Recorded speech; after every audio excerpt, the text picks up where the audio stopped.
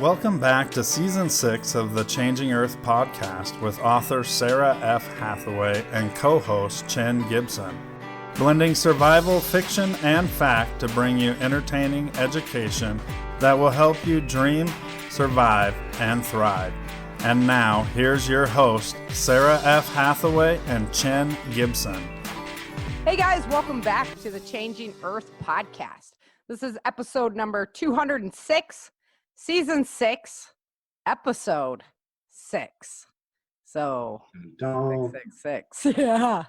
And today we're switching it up a little bit. I have Dale and Lisa Goodwin with us. Hey guys, how's it going? Hey, Sarah. Hey, Sarah. How you doing? I'm doing all right. We were hoping to have Chin join us, but he decided that a little bit of tree trimming was more important than hanging out with us, I guess. So, Ooh. I can see how we rate. It's okay. Yeah. It's all right. right? I know. Now we'll have to do it all over again. Like that, Lisa and Dale, I think I'm going to skip this one. Yeah. It'll give me something fun to listen to. Yeah. Punk. So anyway, he was having some car problems anyhow, and I knew he was a little bit stranded there anyway, so at least he found something to do while he was stranded. So Yeah. And as they say, the show must go on. So what have you guys been up to lately? I've been doing a lot of work on a course that I'm trying to put together at Survivalist Prepper about alternative energy. A lot of it's going to be based around solar, building the smaller, like a portable solar charger, and maybe even battery banks, not necessarily the whole large, a whole house, power up your whole house when the grid goes down, but having that stuff where you can run the refrigerator and some lights and live pretty comfortably if the grid goes down, and have enough energy to do it for an extended period of time. So that's where a lot of my efforts been. Lisa, That's awesome. Yeah, It's going to be available over at survivalistprepper.net, everyone. So go check that out. Yep. And then with Lisa, I don't know, she'll have to tell you because she's always got 500 things going on. Sounds like me. But it's all related. Unfortunately, most of it's related to my own website or my YouTube channel because I'm trying to kick Dale's butt as far as videos and subscribers. And she Sweet. I am, yeah. It's finally happened. Well, I beat him. Horses are a little less controversial than. Yeah, I was going to say, it's a little bit more like Main Street topic. People they're not embarrassed for getting caught watching it, Right. Well, I don't know. Some people might be embarrassed for, watching my videos, but yeah, it's just, I've been busy doing that. And I feel bad for Dale because he's been Alex Jones from Google. So Yeah. Which fits right in with what we're going to talk about today. Now, I'm not positive. I don't want to be one of those dudes that just jumps to that. I don't know. Yeah, and be careful too, because oh man, that I watched the creepy line to get ready for today, and they can just shut everything down. Exactly. No matter how prominent you are, they can ban it, and other search engines can't even reach into it. It's crazy. Yeah, talk about propaganda and filtering out what you want people to hear and read and what information acceptable and what's not. Well, that's my YouTube channel. I have 75 subscribers or something, and I know my show's an hour long, so usually YouTube clips are 15 minutes, half hour. So I kind of push the envelope there on YouTube anyway as far as viewing time. But, I'm definitely not coming up on their algorithms as suggested viewing material for sure. No, and they actually just did another, they didn't want to call it the Adpocalypse 2.0, but basically it's like a creator apocalypse 1.0 because they're going through again and they're getting rid of channels that, talk about controversial subjects or things that they don't agree with. It's so horrible. So horrible. Going on and on about censoring everything that they don't feel is appropriate, which I kind of get because it is their it's their platform. Yeah, but when you're tied in as deep, we'll get into it because man, they're I know. And I just don't understand how you're supposed to exist without them. In the world that has been developed around the internet, it's almost like they need to create a whole new internet or something that they're not a part of. Yeah, there isn't. I mean, Google, whether they're a private company or not, Google and Facebook they control people. Yeah. If we had, it used to be back in the day, everybody had to get their news from media sources, from actual, like watching a television or reading it in a newspaper. And there's a reason why there was rules and regulations put around that to protect the public. And so if you wanted something that was, even more kind of offbeat, then you got a magazine or whatever, right? It was a publication. But now with what they can do, it's just incredible. So we'll definitely dig into that as we go, because it's really scary stuff. Yeah. And it's, even if you're one of the people that doesn't get on Facebook and doesn't use Google or whatever, it's still the massive amounts of people that do. That's what shapes the cultures and the thoughts and what people think about different subjects, because that's all they get. My dad's like, well, I'm not on Facebook. I'm like, dude, you're all over Facebook. Your pictures are there. Everything's there. You might as well create a profile. You're there. It's not. Yeah. Or everybody should just mass delete their profiles from Facebook. They recognize everybody. Yeah. Yeah, exactly. That's just what's going on these days. That's just what And Chin and I just did the episode last week on the real IDs. And they're using, the bio imprint cameras so they can be able to recognize your face in a crowd, basically, to do all those real IDs. Yep. But they're not forming a database with that information. Of course not. They would never do that. I mean, that's just silly. I know, right? We'll find out when we absolutely have to, when there's no way they can hide it anymore. Yeah. But that, is it too late at that point? I don't know. This is all scary stuff. So. But let me go ahead and get into my story a little bit. So this is my news story, and I know you guys aren't caught up on my news story yet. So last week on the podcast, Dexter was ID'd by basically the bad guys because he had a scar from his tracker. So remember in Dark Days in Denver, they took the tracker out. Was it Dark Days? No, Walls of Freedom. Walls of Freedom, yeah. Yeah, they took the tracker out. So that kind of, he was trying to go on the down low and got caught, and they figured out it was him because of the scar. So that's why we went through like chip tech last week, because we hadn't done that at all. So that was pretty cool. So this week, Erica is in a really bad place. So you've read Dark Days in Denver, right? Of course. And in the end, she didn't escape. Yes. And so she is in TJ Swenson's care at this time. You evil man. Yes. Yeah, the character everybody loves to hate, that's for sure. He's Chin's favorite, even though Chin won't admit it. He loves him. Oh. Yeah.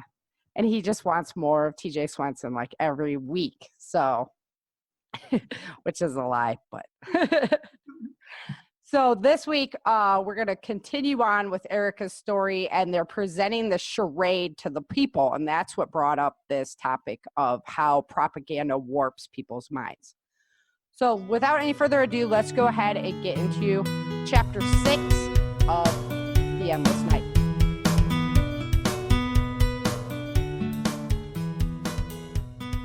Chapter 6. The afternoon of September 14th. Erica stood all dolled up, chained to the wall. The high-collared neckline of the gown she wore ensured that the metal prongs on the shock collar stabbed relentlessly into the bruising around her neck. "Another hour and the transport will be here," Bishop noted to the commander. "You want to play again?" "Another hour?" Erica fretted. She couldn't take the aching in her neck for another minute. Commander Gray nodded, and Swenson said, "Deal me in." He pushed the button on Erica's collar just for fun as he sat down. Erica tensed uncontrollably as the shock rippled through her body. Her eyes glared at him. He smiled back. Getting distracted by a noise, she watched the door open. "I killed him," her mind raced, as a man that looked just like Serge walked through the door. The man glared at Erica with hate-filled eyes. To Erica's relief, he didn't approach her. Instead, he headed toward Swenson. Bending over, he whispered something in Swenson's ear. They talked in hushed voices, and every once in a while they would look at her. The conversation became heated, and she heard the man say, "She killed my brother!" Swenson raised his voice above his. "She's all ready for the Supreme General. Not now. Here, push the button, he told the man. The man snatched the controller from Swenson's hand and squashed the button down. He held it there, watching her squirm under the pain. She's not screaming. It's not turned up enough, he said. It's all the way up, Swenson told him, staring at her. That's Erica Moore for you, Bishop commented nonchalantly, dealing the cards. Well, I'm going to kill her, Yuri declared, stomping towards her. The commander stood up so fast, his chair flew back and hit the floor. No one is doing anything of the sort. She's going to the Supreme General. Now get the hell out of here, Yuri, he snapped angrily. Yuri complied with the commander's directions and turned around, stomping towards the door. No one goes near her. Here you go, Bishop, Swenson said, handing him the controller. Swenson rushed over to go out the door with Yuri. That guy can be a real dick, Commander, Bishop said once Swenson was gone. Watch your mouth, Bishop. He may be a dick, but he's my friend, and he knows how to get a job done. The two men played cards while they waited. Analyzing the room and possible escape routes, Erica was bewildered. It appeared that the front door was the only way in and out of this home. All the windows were cased in metal bars. She would look out of the only window in the living room often, wishing she were somewhere else, staring at the strange orange sky with Vince. Her heart beat rapidly, watching Swenson come back in the door, smiling widely. Nothing beats watching Sheila lay open baby skin. Boy screamed so loud, it was awesome, he said, closing the door. You didn't come to get me? The commander asked. You know I love watching Sheila work.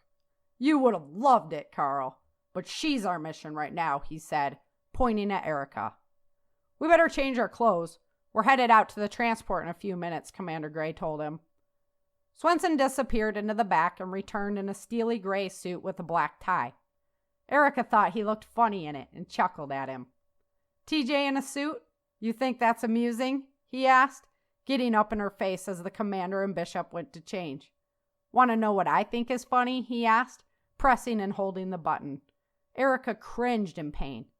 Now look, he said, picking her face up in his hands. You're going to play nice today and do exactly like I tell you to. One step out of line or any bullshit like you pulled on the ferry, and it's over. Yuri and I will take turns making you wish you were dead. Erica remained silent, staring viciously at him. You make your choice, but don't say I didn't warn you if you make the wrong one, Swenson stated, releasing her head.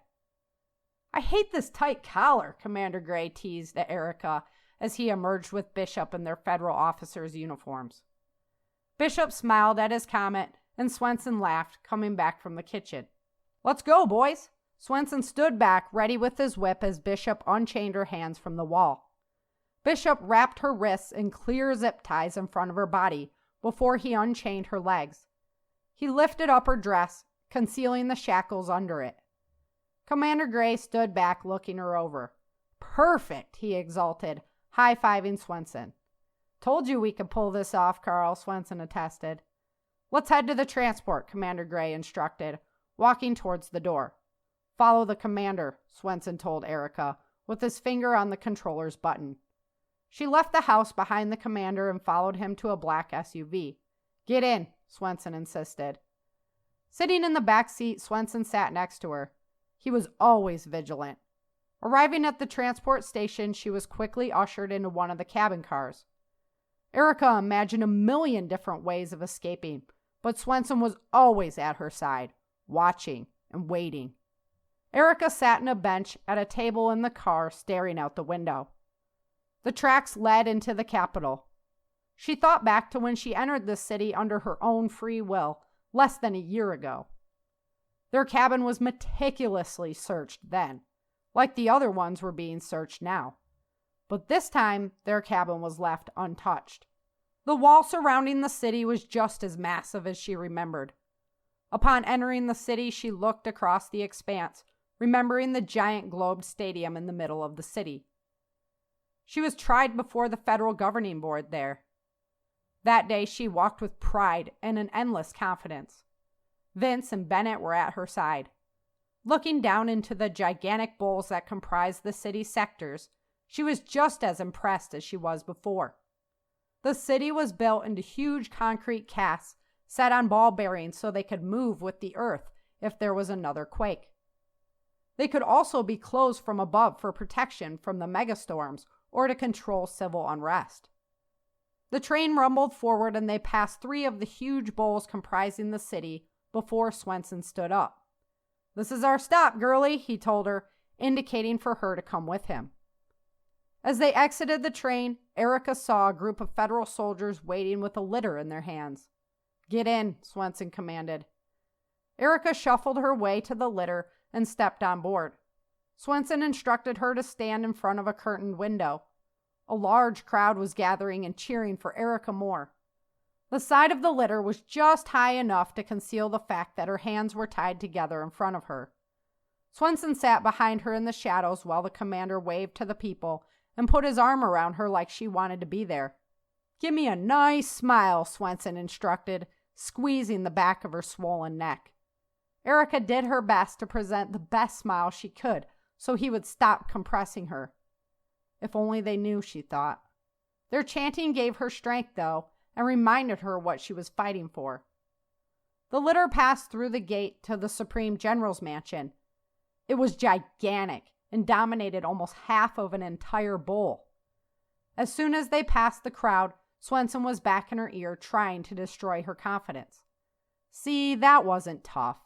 And how sweet it is to see how much they love you. If only they knew their hero was a killer. Miss Strong and Free. Don't worry, I'll break you soon enough," he chided her. "Why don't you go ahead and make a scene in front of the Supreme General? He'll tire of you then for sure. He can't stand disobedient women." "Then you're all mine," Swenson continued, badgering her all the way to the door of the Supreme General's mansion. They entered through a door that towered high above Erica. She looked up at it in awe as they passed underneath.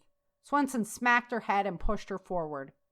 Once inside the grand foyer, they took her down a hallway and into an office. "Get on your knees," Swenson told her, while the men rested on the sofas. Erica heard the sound of the door opening. She was turned the opposite direction, but she could hear the footsteps of new guards entering the room. Erica knew the Supreme General must have entered the room because the men rose quickly from the sofas and took a knee. "Commander Gray, Swenson, great job, men," she heard a voice congratulating them. "I knew I could count on you to get the job done." He entered Erica's field of vision, inviting them to stand up. Erica remembered his charming face. He looked like he was a kind man, but he was a calm destroyer. His salt and peppered hair was cut short and perfectly styled around his head. He wore a 5 o'clock shadow because of the dominating appearance it gave him. "Thank you, Supreme General, sir," they responded. "Hello, Erica. How nice to see you again," the Supreme General greeted her. "I'm so sorry for the loss of your family.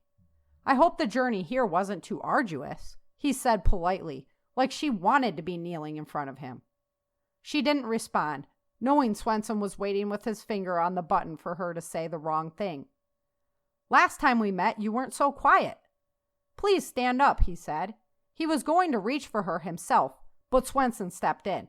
"I'll get it, sir," he declared, yanking her to her feet. "Swenson, back off," the Supreme General commanded, seeing the smothering effect he had over her. "I want to talk with her." "How was the trip?" he asked her.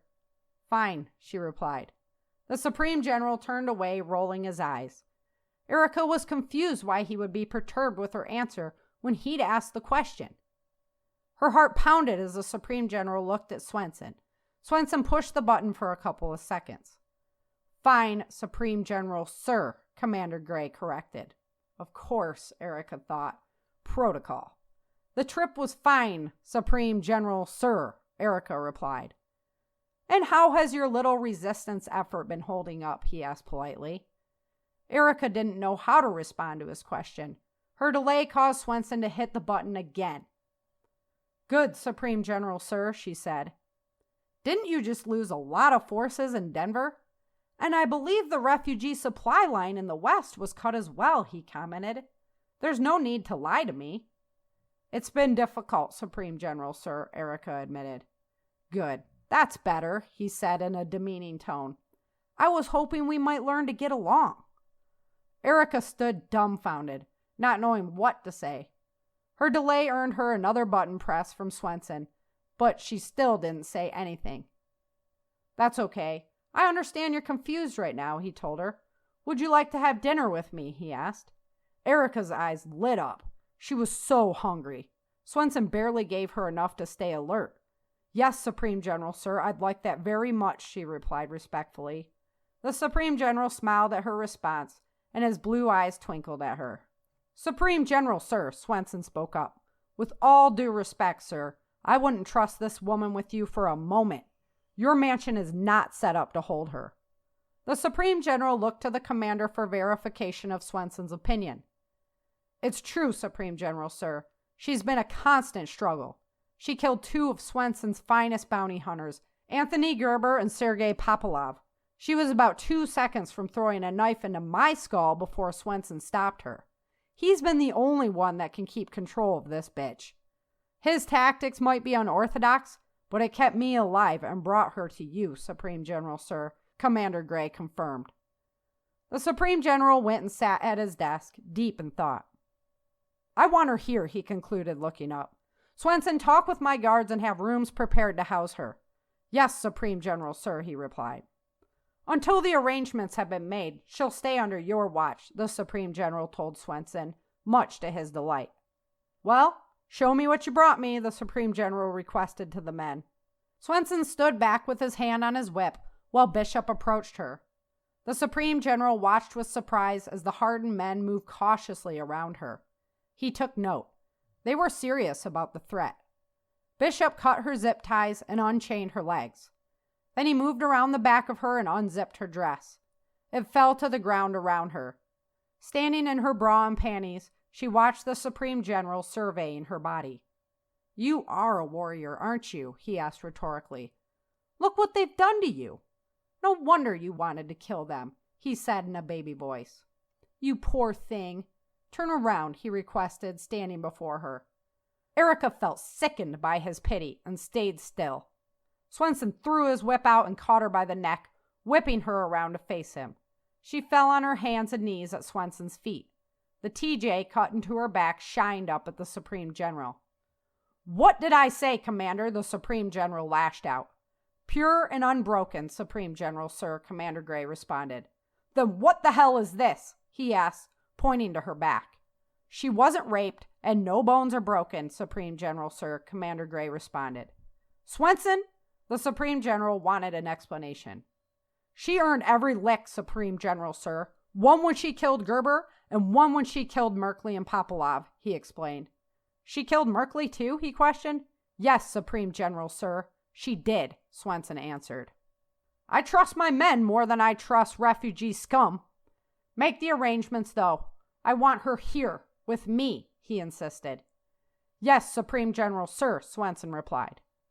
"Commander Gray, you can resume your responsibilities with the secret police. Can your men handle her until she can be moved here?" the Supreme General asked Swenson. "Yes, Supreme General, sir," Swenson answered, with a devilish gleam in his eye. "Take her out like she's one of your whores, Swenson. And speaking of," he said, "Yuri is bringing in 2 fresh girls for you now, Supreme General, sir," Swenson replied. "Good," he said, leaving the room. His guards followed him out the door. Erica stood still on her hands and knees on the floor. She rolled to stand up and fight, but Swenson's whip was still around her neck. "Don't," he said, ripping her back to the ground. "I like looking at that ass anyway," Swenson jeered, as a soldier brought in fatigues and a chain. Erica heard it jingling as the soldier entered. The shock collar may have poked her, but the chain's weight dragged at her constantly. Her neck hurt so badly, she couldn't imagine putting it back on. She crawled backwards rapidly. Swenson's arm jerked as the leather around her neck almost pulled out of his hand. Surprised and angered, he tugged viciously on it and pulled her back to the floor, removing it from around her neck. He looked down at her, pressing the button on the controller. Erica fell onto the floor, writhing in pain as the shock surged through her. Smiling maliciously at her reaction, Swenson watched the door open again. Yuri came in. "Just in time," Swenson delighted. "Have fun with that," the commander said. His job was over, and he was returning to his duties. Nice traveling with you, Carl, Swenson said, shaking his hand. Bishop, he acknowledged the man as he left. Hold her up, Yuri, Swenson told him. With pleasure, Yuri replied. Erica backed away rapidly from his grasp as he approached. Swenson threw the whip out and caught her neck again, while Yuri stood for a moment in surprise. Nobody ran from Swenson. You don't ever run from me, Swenson yelled at her as he dragged her back towards himself. Say it. Say, TJ, I will never run from you. She was right up in his face now, with Yuri firmly planted behind her. No, she said defiantly. Yuri kicked out her knees and she fell in front of Swenson. Bring me that chain, he told the soldier who entered with the fatigues. No, TJ, don't, Erica begged him not to put the chain back on. She could feel Yuri delighting in her agony as he breathed down her neck. Is your neck sore? He asked, grabbing the back of her neck with his huge hand. Erica crumpled forward. His massive hand gripped her for a few seconds before he released his hold. Erica, Swenson said, as she breathed heavily, staring at the ground. Erica, look at me, he insisted calmly. She slowly looked up at him. He reached down towards her. She flinched as his hand approached, making Yuri smile again. To her surprise, he unclipped the shot collar. You want to earn your right not to wear the chain? He questioned softly. Erica's stomach churned as she glared back at him. Say, TJ, I will never run from you. She sat quietly looking at him, pondering his request. She wanted the pain to end so badly. One more chance, he chided her, waiting for her response. When there was none, Swenson said, Yuri. She heard the chain jingle behind her, and then it went around her neck. It was even heavier than she remembered. She grimaced fiercely, watching Swenson as Yuri fastened it so tight it choked her. Not so tight, Yuri. Just tight enough that she can't get her head out of it. I want her to feel the weight, not carry it. This way it bobs more and does more damage, Swenson explained. Yuri was delighted to comply. They stood her up and put the camo pants on her. Then they chained her legs back together in the shackles. Yuri went for the shirt. Leave it. We can admire my work on the way home, Swenson suggested. Put your hands behind your back, Swenson directed her. And Yuri put the sack over her head. We can't have anyone recognizing her on the way out. Swenson clasped her hands in cuffs while Yuri put the burlap sack on her head. Go ahead and tighten that one down, Swenson told him. Yuri complied, choking Erica with the chain. Come on, Swenson said. Time to go home.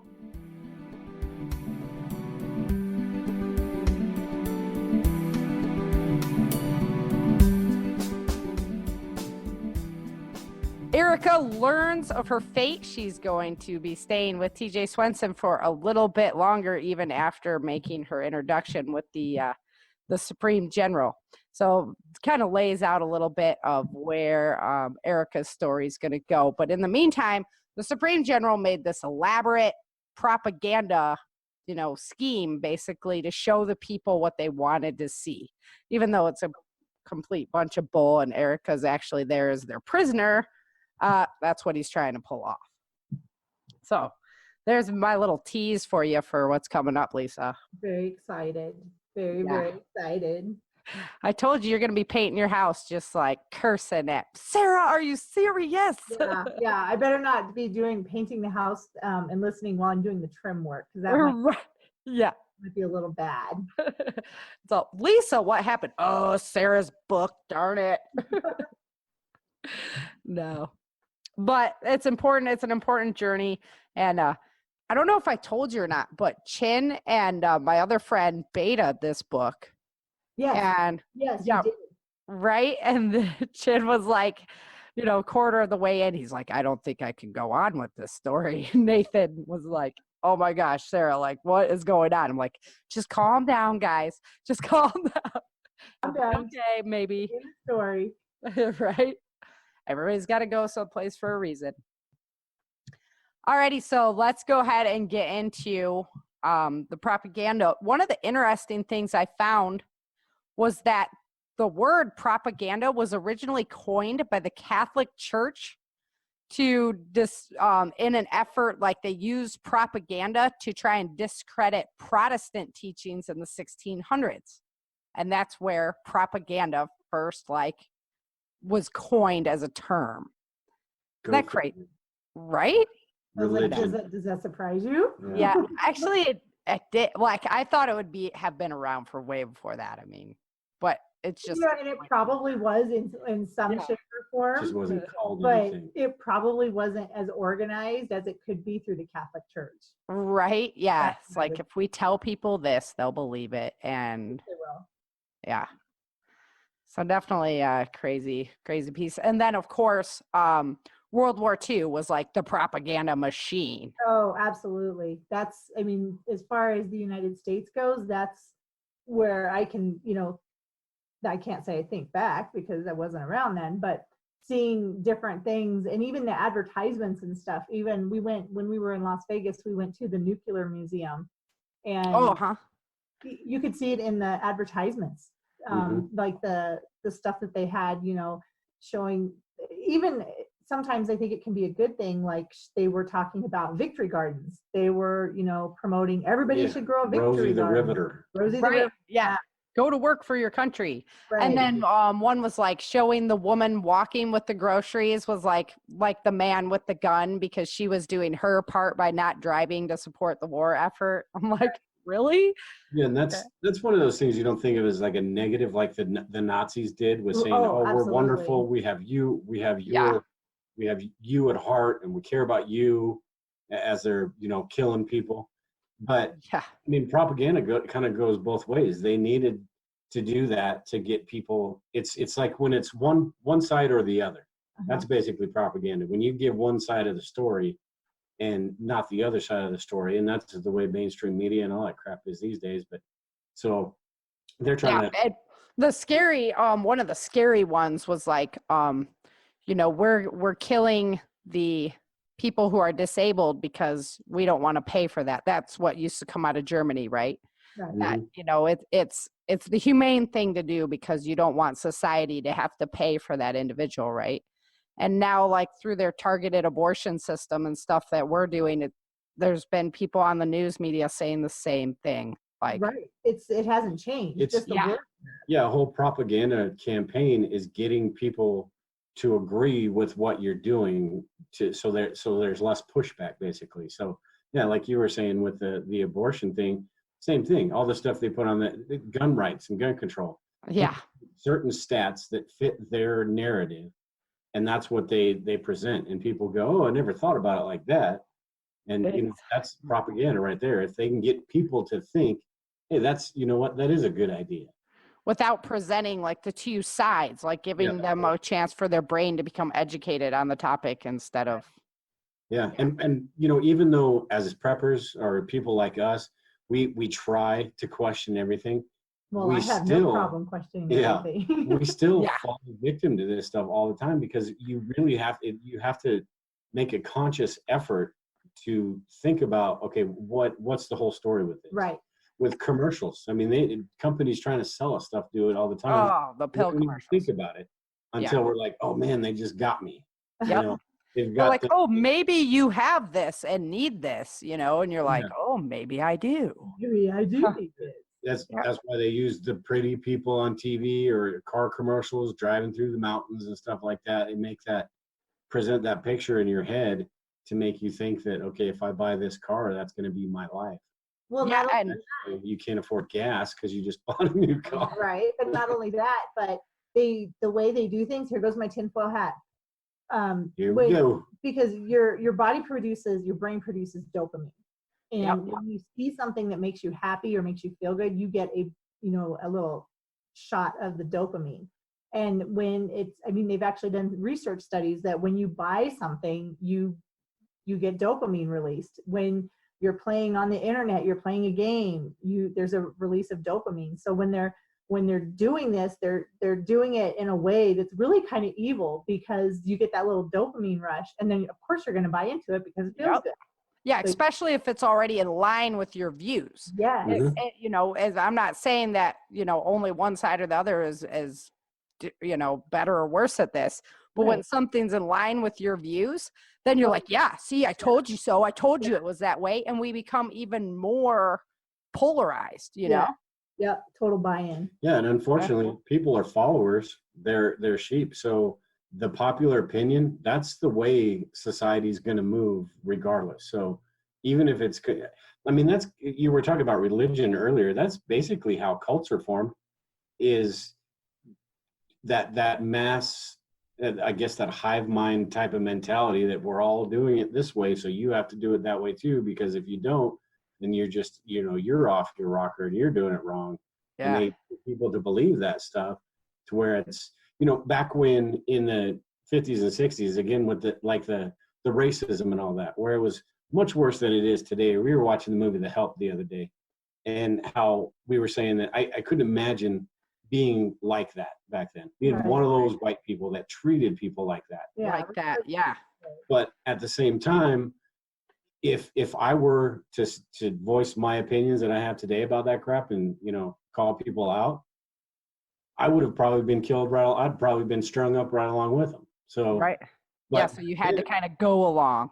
yeah, you had to go along with the and that's the propaganda of it. You had to go along with the popular opinion. Otherwise, if you're an outsider, You're making yourself a target. yeah, you're Yeah. screwing it up for us. So And even in things like when they introduce somebody, right? So we have certain preconceived conceptions about words that they would use. And so when somebody's presented as an expert, we're just like, oh yeah, they know what they're talking about. Right. Why do I need to go check out that? Because this person just introduced them as an expert in this topic. But how do you really know? Like, for example, Google's using all of these people to solidify their position that they're not like using manipulation and stuff, yet they're paying for all those academics to do that research. Right. Yeah. So they are. So- I mean, they're swaying the research. Exactly. It's like crazy. Bill Nye, the science guy who is the expert. He's not Yeah, right? I know, that's what I'm saying. That's what her whole point was. Yeah, The expert. He Yep. had a TV show, and that makes him an expert. Yeah, he's No. Yeah, what was that dude's credentials? Did anybody even worry about it? No, he had a TV show. He was, yeah. So we're all Yeah. going to listen to him now? And probably a bunch of scientists that wrote material for him. Another interesting one that I found, like, just think about when France as a country became a nuclear power. Think about the difference and how that was presented between when Pakistan became a nuclear power. Mhm. So how they presented it, oh, France, our friend, they have nuclear power. Oh, that's okay. Oh, Pakistan, the enemy, down there, they have nuclear power. Oh, that's not good, kind of thing, right? Right. Yeah. So just it's not little things. Those are big, huge things. Either one of those countries could use that for horrific things. Yet how it's presented to society is like, oh, it's cool if France has it, but oh my gosh, Pakistan has it. Yeah. It's kind of like the whole Russia thing, too. I mean, I'm not trying to defend Russia or Putin or anything like that, but the people that live in Russia have a completely different opinion. I mean, Russia is probably completely different than what we get fed through the mainstream media, through all the stuff, because we get fed that it's terrible over there, and probably is, but Yeah. probably not as bad as they make it out to us. Now, Putin, yeah, he's a piece of work, but But how much more so than Obama was, or, exactly. Right. Yeah. I mean, that's just presented totally different. Like, people don't even know at 9/11 at the memorial, there's a huge teardrop with like all the names of the victims and stuff on it that Russia gave to us, like as a I'm Yeah. sorry for, and there's so many things that we have positive in our relationships as a country, yet they seem to like always dog on them for some reason. And that kind of goes into the whole military industrial complex with the propaganda as well, as they've got to feed us this propaganda as why it's important. To We feed go the war here, machine. we go there. Yeah. We have to. Yeah, I actually got the name of that. The Office of War Information, OWI, was created in World War II. And that was the propaganda machine. But then they also created black propaganda that they called, which has nothing to do with the color of it. It's just called black propaganda, where they would like start a radio station in Germany to make it sound like that was something they were actually, manufacturing in Germany to present to their people. Yet it was us running that radio station and disseminating bad information to them. That's so creepy. That is basically Right? propaganda. Yeah. So creepy. Yeah. And like Russia did it, or I mean, not Russia, Germany did it. They would put them in France and make it seem like it was a French radio station when it was really the Germans using a French radio station to disseminate their information to the people. Yeah, that's crazy. So it's propaganda when the bad guys are using it, but when we're using it, Oh, it's good. It's good. yeah, Because we were using it for good stuff. And I'm sure they got rid of that as soon as World War II was over. Oh, I'm sure they did. Oh, Yeah. Because that's really important. So. Yeah. Got to be honest with people. We can't feed them a line of crap. You know what's scary is as with all these companies and all the technology develops and all that stuff, people are starting to figure out. I mean, you think about back then when it was posters, Nazi posters. Yeah, posters. Radio. Yeah, right. These days people are figuring out the intricate details about how we tick as human beings and how our brains work. Yes. And have much more. I mean, it's a lot. We're so easy to control, and now that they know more about our brains and all that, and how they work, and all the little things. Yeah. And so what I found really interesting, Google and Facebook were both started at universities and come from our university systems. I didn't know Stanford. Google was created at Stanford, and Facebook was created at Harvard. Right. And it was all about, open flow of information. And they realized that they could be like this positive influence on the world. Yeah, Google's whole "don't be evil." Yeah. That work out for you, Google. They took that off their little saying now. Yeah, we go right to the creepy line, but we don't cross it. Right. Yeah. And the guy was even like, yet.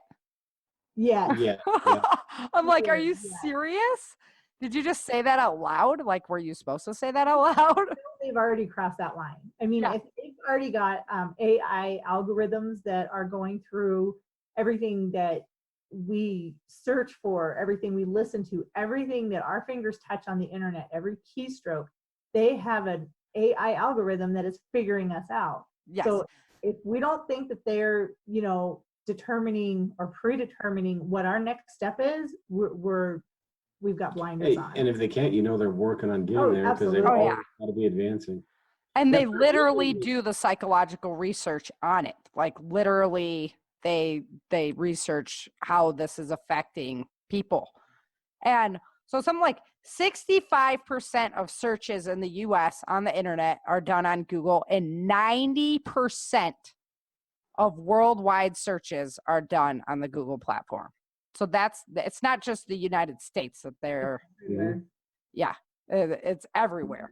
So it's become the term. You don't say get on the internet and search for it. Everybody says Google it. Google it. Yeah.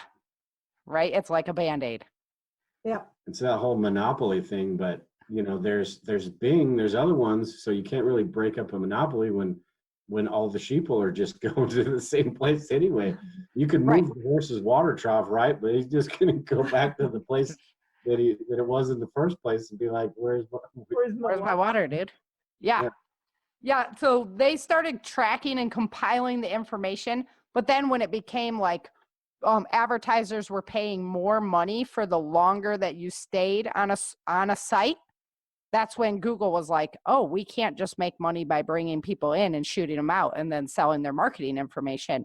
We need tools to hold them captive, basically. Right. Mm-hmm. So you have now Google Maps, and you have, Google Docs, all the Android platforms. Yeah, Android. I was going to say Android phones is all Google. Google Chrome owns Google too, or YouTube is owned by Google. I should. Yep. YouTube now. Yeah. That was like, okay. So they're like, oh, we have these tools for you. Aren't our tools great? Don't you want to use our tools? Well, and that's why everybody uses them and nobody wants to go anywhere else, because they've become so accustomed to the Google system. Right. And like Google emails, who's more reliable as an email service to not get hacked? Right. Mhm. They're like the top dog, but they scan every email and even your drafts that you don't actually send. Yeah, if something comes out someday which kind of shines a light on all this stuff, wouldn't surprise me at all that we're even though we think we know that, hey, they're taking this information or that information, wouldn't shock me at all to find out how much they really do. How much, if the government could get their hands on it, and maybe they have, Maybe how they much have, they yeah. really know About everybody. our daily lives. Yeah. Yeah. Well, Because you are their product. I mean, they don't sell anything else besides your information. absolutely. Well, and even if you look at like the whole the Iran thing with the 2 ships, for a while they were like pushing the narrative that it was what was Iran or something, and there's other countries saying no, it wasn't. So they were getting ready to run with the Iran, let's bash Iran, Like they're bash trying Iran, to figure out a way to to get to into instigate. Iran and start something. But I think there was too many people that were like saying no, that really didn't happen. So that kind of has been pushed to the side, and they're like, okay, well, that didn't work out so well, so let's try and think of something else now. Yeah. The war machine's slowing down. Iraq's blown to crap. Yeah, we need Syria's more war. Yeah, we need more. Yeah. Yeah, that's crazy. I'm just like, oh my gosh, it's so scary because. Iran, and that would take decades. Yeah, we could have tons of money. And is there like an alternate? Yeah. And we've been at peace with Iran for so long, it's not even funny. It's no. Right. Well, and it's really interesting because all of this information, but Bilderberg just happened. Do you guys know what Bilderberg is? Okay. I'm married to you, of course I do. Okay, so Bilderberg is like an annual meeting, and I don't know where they met this year, and I'm really sad because Alex Jones would go to Bilderberg or send reporters there, and they would kind of fill us in on what was going on. But since Alex Jones got Alex Jones, we don't get that information anymore. But Bilderberg is like the elite of the elite, like the 1%ers, that they all meet up and they come up with their plan of what they're going to do. Oh yeah. For the world. Yeah. I do know. One of the first things God meeting. Yeah. Uh-huh. One of the first things that was on their agenda this year was they were going to direct the narrative over social media. Mm-hmm. And that's what they were trying to, I think that might be what they were trying to do with Iran. To change the narrative so people don't start becoming so scared of it, kind of. Well, they want to direct the narrative. They want to control social media. They want to control us, basically. Yeah. So that was their first agenda item, was to control the narrative on social media. It's basically a meeting and it's a big giant ad campaign. Yeah. How do we get people to follow along? How do we get people to do what we want them to do? Yeah, we don't need them all. We just need a majority of them, and then the outliers can just sit out there and do what they want. Yeah, that'll be fine. Mm-hmm. Yeah, that's crazy. They're a bunch of evil people. Yeah, they were saying that this is so much worse than like fake news. We went through the whole fake news thing. Yeah. Well, they're like, the 3 things that have to be there are if it's competitive. So if it's news, like I can post fake news about you guys, and then you could go and post fake news about me. So that's competitive. A person can choose, who do I believe, right? Right. And then number 2, can you see it? So you can see that I posted fake news about you. You posted fake news about me. We can see both sides. We get to analyze both sides, right? And then use the human element there of who do you believe more? Who are you willing to stand behind? You have both sides. And then there's the confirmation bias, which is like, do you already believe more of what somebody else is telling you anyway? And then you're more likely to support that side if you do, right? So that's like our natural. So fake news wasn't really that big of a deal because we can be like, well, yeah, well, they're saying this, but I can go over there and watch that, and we can see the competitiveness of it and know which side we're going to take a little bit more from. We can watch both sides and get kind of the middle story. Right. They were saying with social media, it's so dangerous because you never see the competition. No. Mm-hmm. You put in the search and it just gives you that information. And on the blind test that they did of people who were like, they volunteered to do this test on a pretend search engine, right? Uh-huh. Something like, okay, 3/4 from the first one that they did one group, we're going to test group 1. They're going to see this bias. Group 2 is going to see this bias. And then we have those people in the middle. They could cause a 48% shift in people's opinion by what was being resulted as their search results. Mhm. And 3/4 of them had no idea that that it was biased results. Right? Yeah. Right. And then when they stuck in just one, so these are all 5 positive things about red, the color red, right? So these are 5 positive things about the color red that you're getting fed. When they slip in one negative thing about the color blue, they caused a 60% shift in people's beliefs towards the red thing. And 85% of them were unaware that it was biased because they saw there was an opposing one in there. Right. Yeah. Right. And when they added 2, it was an 80% shift of public opinion, and 100% of people saw no bias in the results. Yeah, that's crazy. Now, Right? you gotta let people know that Creepy Line is a documentary, right? That Yep. YouTube? I got it a hold of it on Amazon Prime. For some reason, it's not on YouTube anymore. Go figure. I can't figure that one out. Why? I think yeah, no kidding. I think I watched it on Amazon Prime as well. Yeah. Amazon or Netflix, one of those two. Yep. Yeah, I believe it was on Netflix too, but I got a hold of it on Prime because I wanted to watch it on my Google Android phone. It is worth watching though. It'll freak It you is. It is. It's true. I mean, people and that all of this But see, assumes that people are going to take that step of trying to figure out the other side of the story, Right, and but most this people just shows. don't. But this just shows how evil the people that are behind this are. Right, because you don't have the competition. You Don't can't have the see. competition, but they're going to make Yeah. it look like you have competition. Exactly. They're giving So you that the you're gonna buy falsity. into their beliefs, their views. Mhm. Yep. They're giving you a false stage. And then you can't see them. You can't judge that because you can't see that. That's just what they gave to you. Right.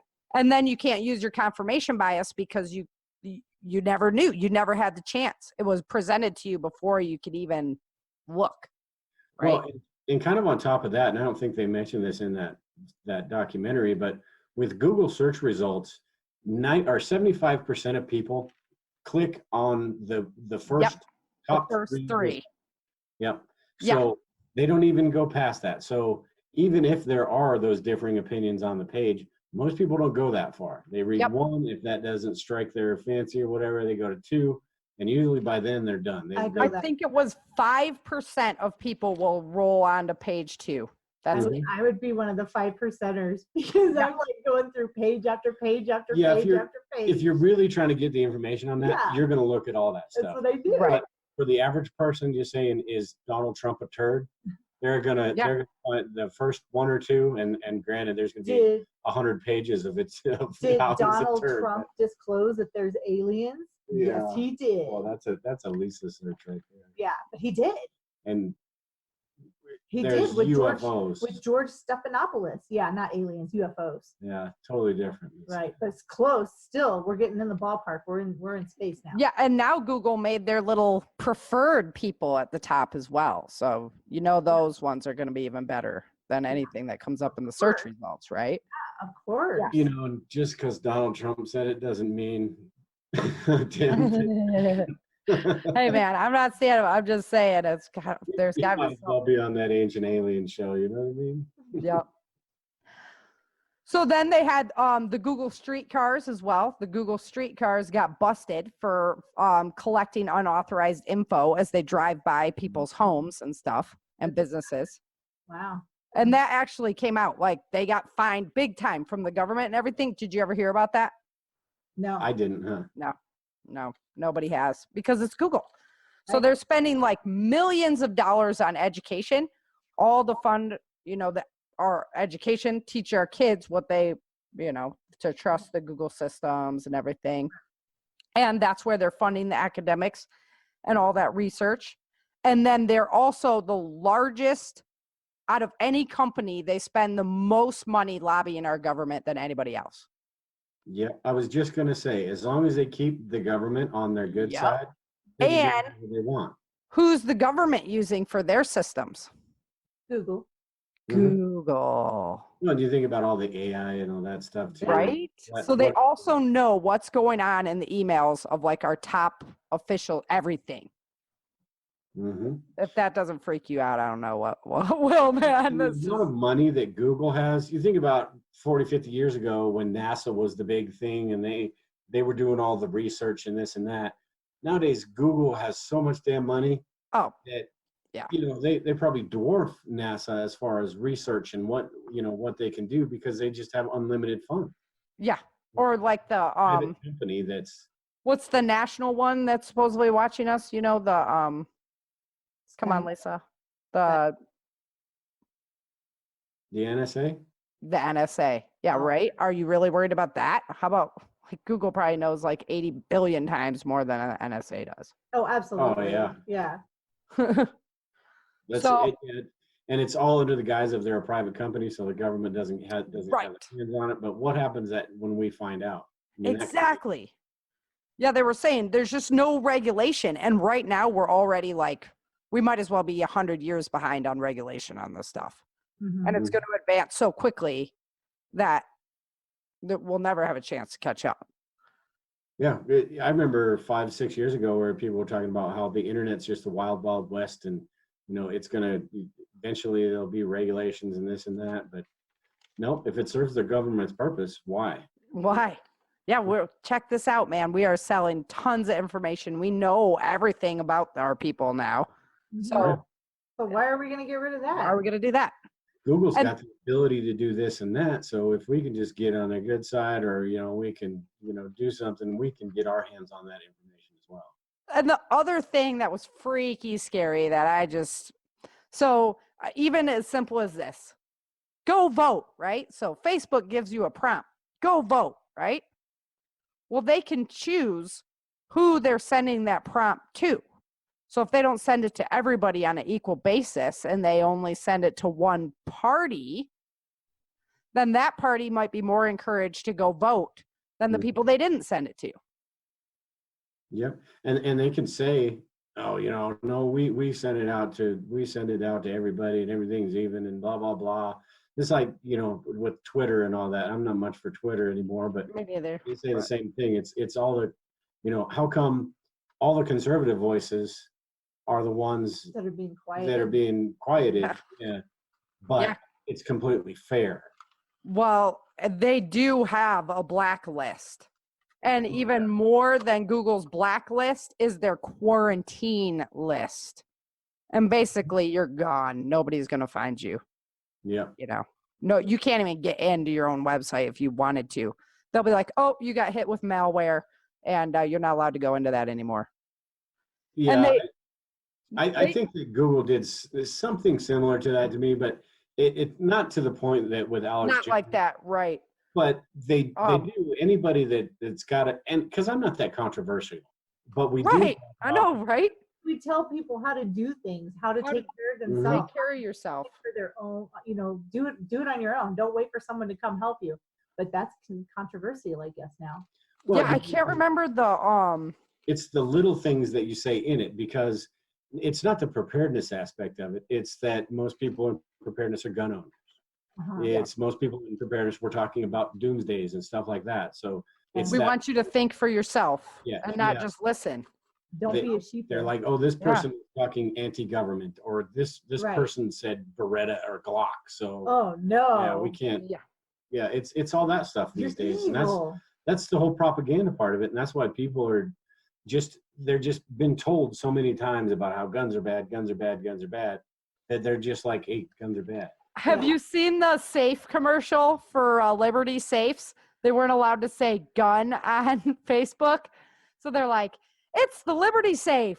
You can keep your yard equipment in there. Golf clubs that you love, keep them in there. And there's like dudes in the back with shotguns, like clicking them off and stuff. Oh, but they never said gun once in the whole thing, dude. It was hilarious. That is awesome. I'm gonna have to look that up. Yeah, I should have sent it over to you. Oh my gosh, it was so funny. I'm like, are they serious? And then I'm like, oh yeah, Google just did that, or Facebook just did that thing where they'll blacklist you or whatever if you say gun at all in it. Yeah. Yeah. They're basically controlling what Everything. and you know what it is? It's the people that get offended by it. They're the loudest ones, right? The closed mouths don't get fed. So the loudest people are the ones that are screaming and yelling about this stuff. And Facebook's like, okay, we'll shut. And it also helps that a lot of these people that work for Facebook and Google completely agree with them all. Yeah. But it's those loud people that, they shut the other side down, and then you're back to that where you're only getting one side of the damn story. So Well, it's just scary because it's just a small percentage of our population that now decides what's good and what's not. So no matter what those people believe, it's only that small percentage of population. I mean, it shouldn't go either way that way. It should be open freedom of communication for people to be able to make their own decisions. Like this one guy was saying, if our future is going to be that in order for one person to talk to the other, that it has to be facilitated and financed by a third party who only wants to manipulate you, then is that a world you want to be in? Mm-hmm. He's like, and until they do something, man, cancel your accounts. And I'm like, dude, I wish I could, but how do I connect with my fans then? Right. Yeah, that's exactly it. When you work online, they've got you, and they've got you exactly where they want you. Yeah. It goes back to that where it doesn't take everybody. They don't have to get everybody. They just need to control popular opinion. Right. And then and see, that's the thing. All this came out because I can't remember the guy's name right now. I have it written down in my notes, my pages of notes on this somewhere. But he was a prominent psychiatrist who did mainstream media type stuff all the time. And he came out in opposition of one of the bills for Canada because it was writing, homosexuality onto their books in a way that he believed was not appropriate science, was not accurate science. And he came out in disapproval of this, and Google freaking shut his whole website down, shut everything down. And that's really the only reason that he went, hey, how come they have all the power to do this? How is that even possible? Why is it them that's like, why is a government not doing it? Or it's Google, right? Yeah. And that's where all this came out for the research that they're doing and all kinds of really not good stuff. And the government doesn't want to get involved with it too, because they're in the business of getting reelected. So if it's they it's don't too touchy. They don't want to.